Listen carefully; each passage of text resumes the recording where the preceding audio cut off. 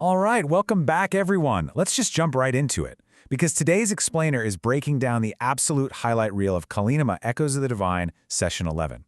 The session is incredibly aptly titled The Spreading of the Pox and the Weaving of the Web. And look, if you love exploration-focused sessions that are just packed to the brim with tension, massive lore drops, and honestly some brutal combat, this one is an absolute masterclass. We're going to unpack the incredible and frankly terrifying events of this session. So let's dive right into the chaos. 75%. Think about that for a second as we start this recap. A staggering 75% of our adventuring party is now infected with a fatal, highly contagious disease. This isn't some slow burn background issue. This is a high-stakes, literal ticking clock that fundamentally changes every single decision the party makes from here on out. So, how did we get to this dire statistic? Well, let's start with part 1, the setup and checking the party's status. Okay, so remember, Dmitri was already infected back during the Session 10 ambush. But before pushing forward, Heron turns her attention to a rescued shepherd named Joran. Now, as you can see, Jordan claims he was on high alert when he got kidnapped, along with his sheep. But then we get Heron's immediate piercing insight. She sees right through the lie. She knows for a fact he wasn't paying attention at all. But actually, instead of scolding him or getting into a pointless shouting match, she handles it with this incredible, unsentimental, no-nonsense care. She doesn't mince words. She simply lays out the harsh reality for him. She tells him straight up, "You are infected with the weeping pox. It will be fatal without treatment, and you are highly infectious via bodily fluids." She gives him some rations, sends him packing toward his farm, and places the heavy personal responsibility of not spreading this plague squarely on his shoulders. It's a masterful, compassionate, yet extremely firm move, right before the party actually sets foot inside the cave. Which brings us to part 2, the escalation, or how the cave expedition goes completely wrong. So the party heads inside, and man, the expedition almost immediately goes terribly wrong. Let's look at how this builds into absolute chaos.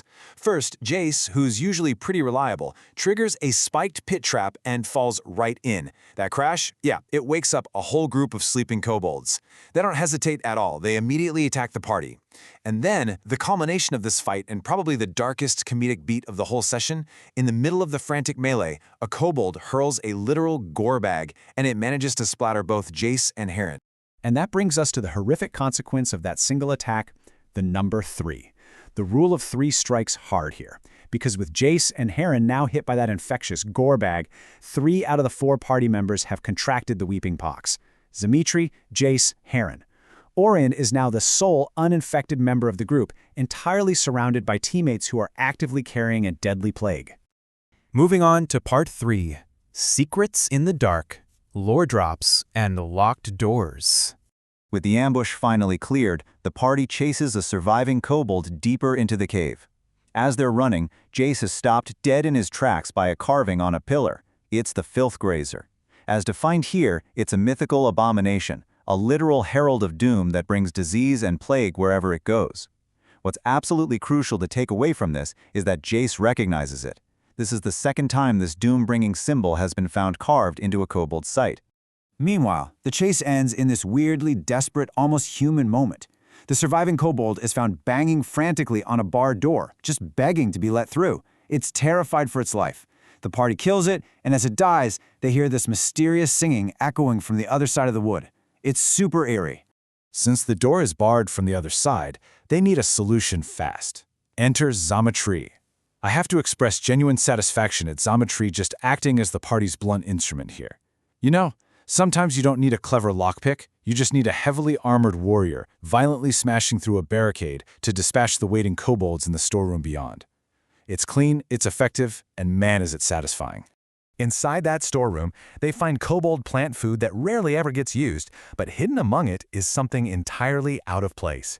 A pair of really well-crafted elven boots, and stitched into them is this cryptic elvish inscription. You only need to cross the finish line once to win the race. Just ponder what that persistence-themed clue means for a second.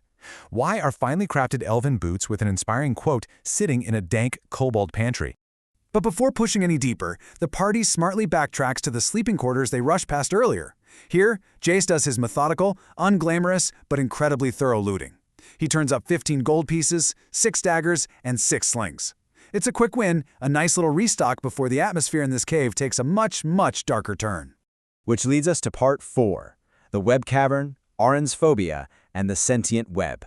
Next, they step into the web cavern, completely shifting the narrative into a chilling, horror movie-esque environment. The scene is incredibly creepy, guys. The cavern is absolutely filled with hanging cocoons. Some are bursting full, others are ripped open and empty. And crawling all over this chamber are spiders roughly the size of a human hand. Now, Chiron makes a very smart precautionary move here. She casts Detect Poison to ensure these hand-sized spiders aren't venomous before the party wades in. Fortunately, they aren't. Unfortunately, venomous or not, they are still giant spiders, and this brings out a brilliant character moment. Oren Hellos exhibits genuine, visible terror. The party realizes right then and there, Oren has a severe spider phobia. The courage it takes for a character to just grit their teeth and fight their way through a literal waking nightmare scenario of hand-sized arachnids is just fantastic roleplay.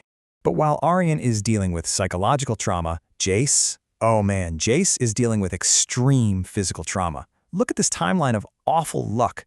At minute 1, he falls in a spiked pit. At minute 10, he's hit by the gore bag and gets the plague. By minute 30, he touches the webbing and realizes the web itself is alive. A sentient web amalgamation grabs him, and by minute 35, working with the spider swarm, it knocks Jace unconscious 3 separate times in a row. It is a brutal, repetitive beatdown, making this easily the most physically punishing session for Jace today. And that takes us to part 5, the ticking clock and running out of time.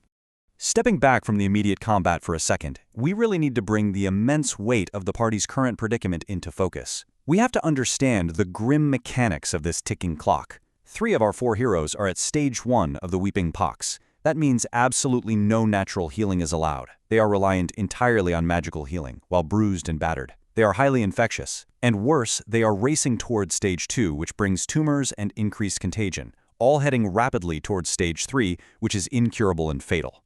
And they aren't the only ones. Remember Jorn the shepherd? He is out there right now, somewhere between this cave and his farm. We have to consider this massive loose end. Will a man who so casually lied about being on alert actually take his stage 1 infection seriously? Or is he, at this very moment, spreading the plague to his farm and the surrounding area? Add to that the deeply unsettling lore we uncovered today. The Filthgrazer carving is definitely no coincidence. There is a terrifying synergy here. Kobolds are intentionally spreading the Weeping Pox using gore bags while repeatedly worshipping or depicting the doom-bringing Filthgrazer, a creature famous for bringing plague. The pieces are connecting, and the big picture is honestly horrifying. So it all leaves us staring down one massive, burning question as we wrap up this explainer. What on earth lies deeper in that cave? After surviving traps, disease, and sentient webs, will the party find a Skinweaver? Will they connect this cave to the Phota Mouse map? Or will they succumb to the pox before they ever find their answers? That's exactly what we'll be waiting to find out next time.